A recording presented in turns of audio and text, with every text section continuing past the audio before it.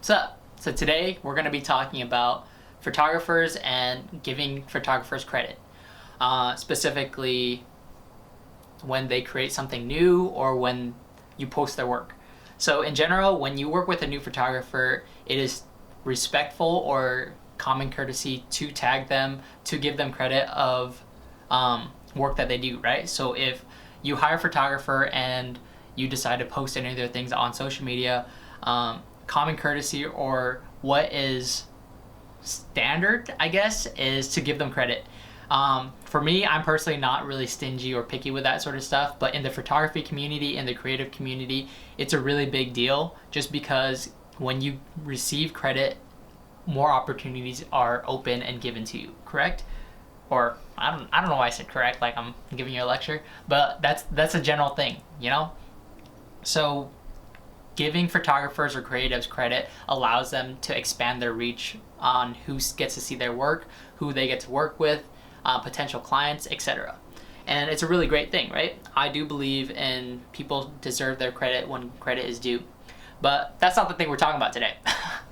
Today we're going to be talking about how photographers tend to start a concept, or they do a concept that maybe hasn't been done in a while, right? It's not that it hasn't ever been done before, but for some reason when this photographer does a new thing that hasn't been done in a while, they assume that they've created it and they want all the credit, right?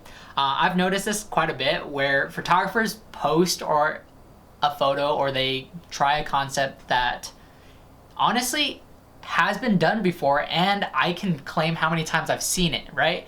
But the fact that they get offended or they genuinely get offended when people don't tag them saying, oh, I inspired you. You have to tag me because I inspired you to make this, right? But the concept isn't yours to own, you know? If I, for one, you decide to use a water bottle in a photo shoot, and then the next day I see someone use a water bottle, I'm not gonna be all like, hey, give me credit for using a water bottle, you know? Whether it's very specific that you could tell that they've copied your work or not, I do believe that it'd be nice to say like, hey, I gained inspiration from this person, but it's not something that you can demand from other people, because how do you know that they're taking your photo and making it their own, or they're just copying your idea verbatim? Because the internet is insane, right? Once you post something, you're gonna see it everywhere. Once you post it online, now the world has the opportunity to, whether they like it, whether they don't like it, they have the freedom to hate, comment, copy, do whatever. Because once it's on the internet, it becomes free, open content. And then you can debate when you're saying, oh, but it's my work. They're not posting your work, they're taking something that you did and putting a twist, whether they put a twist that's noticeable or not at all, whether they copy it from verbatim or not. Because for one, where'd you get that idea from, right? If you saw something similar, I don't see you posting about giving this person credit, and even if you do, great. People aren't obligated to do that sort of thing.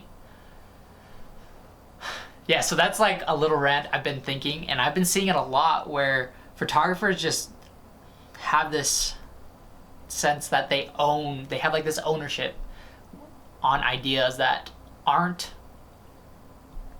their own, you know? If you decide to use clone stamping, if you decide to use frequency separation, if you decide to smooth skin, shoot on film, all that sort of stuff, it's not your thing to own. Art isn't a general ownership, you know? And for you to let someone create something and be offended that they didn't give you credit, what are you worrying about? It's like, if you genuinely love, I say this all the time, right? If you genuinely love what you're doing, who cares if someone copied you? Who cares if someone didn't give you credit? Because for me, I'm gonna keep doing it. I'm gonna keep making these things, because at the end of the day, no one's gonna do it like how you do it. No one's gonna make content the way you make it, you know? And if you're scared someone's gonna be the next you, that's not an issue that they should be worrying about. That's something you should be thinking about yourself, saying, hey, maybe I need to change. Maybe I need to step up, you know? Because for me, people can copy my content, but they'll never copy who I am. They'll never copy verbatim of exactly who I am, what I do, how I do it, how I interact, how I leave a photo shoot feeling accomplished, how I make other people feel, etc. Right? No one's gonna copy these thoughts. All I have is me, and if you're worried someone's gonna take you, maybe you're not all that, you know? But yeah, so today's topic is a little rant on art is art. People are gonna, there's no original idea anymore, right? There's the philosophy where we have so much content in the world today that no thought is original anymore.